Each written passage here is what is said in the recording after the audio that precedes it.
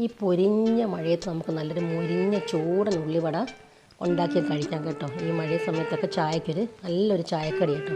അപ്പോൾ അതിനിടെ ഞാൻ 2 സവോള, ചെറിയ സവോള ഇതുപോലെ നീളത്തിൽ കനം കുറച്ച് ഇതുപോലെ നരിഞ്ഞെടുത്തിട്ടുണ്ട്. ഇതൊരു പാത്രത്തിലേക്ക് ഇട്ട് കൊടുത്ത് പിന്നെ അതിലേക്കൊരു 3-4 പച്ചമുളക്, നല്ല എരിവൻ പച്ചമുളക് കേട്ടോ. അപ്പം എരിവില്ലത്താണെങ്കിൽ കുറച്ച് 1-2 എക്സ്ട്രാ കേട്ടോ, കുഴപ്പമില്ല. ഒരു കഷ്ണം ഇഞ്ചി, പിന്നെ കുറച്ച് കറിവേപ്പില, പിന്നെ ആവശ്യമുള്ള ഉപ്പൂടെ ചേർക്കണം. ഉപ്പ് കുറച്ചിട്ടാൽ മതി കേട്ടോ.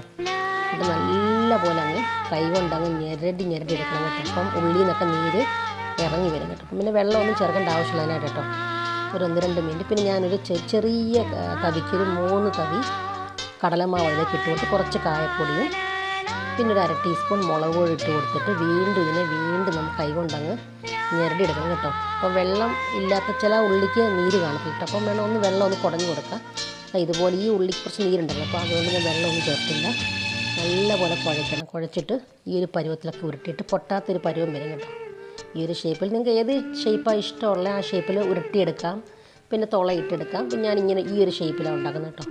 പിന്നെ നമ്മളൊരു പാൻ അടുപ്പത്ത് വെച്ച് കുറച്ച് എണ്ണ ഒഴിച്ച് കൊടുത്തിട്ട് അതിലേക്ക് നമുക്ക് ഈ ഉള്ളിവടയൊക്കെ ഇതുപോലെ ഒന്ന് പരത്തിയിട്ട് കൊടുക്കാം. ഓരോരുത്തരുടെ ഇഷ്ടത്തിനൊക്കെ ഉണ്ടാക്കാം കേട്ടോ. ഓരോ ഷേപ്പിലൊക്കെ ഉണ്ടാക്കാം.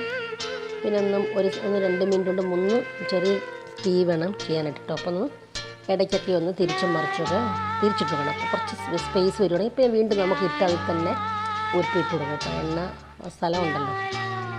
അപ്പം തിരിച്ചും മറിച്ചൊക്കെ ഇട്ട് നമുക്കിതൊന്ന് മൂപ്പിച്ചെടുക്കാം. പിന്നെ ഉള്ളി ആയതുകൊണ്ട് പെട്ടെന്ന് മൂത്ത് കിട്ടാൻ കേട്ടോ.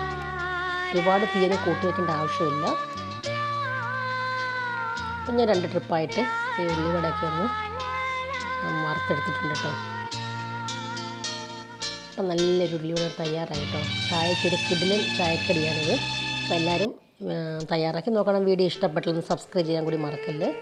അപ്പോൾ പുതിയൊരു വീഡിയോ ആയിട്ട് വരുന്നവരെ ബൈ.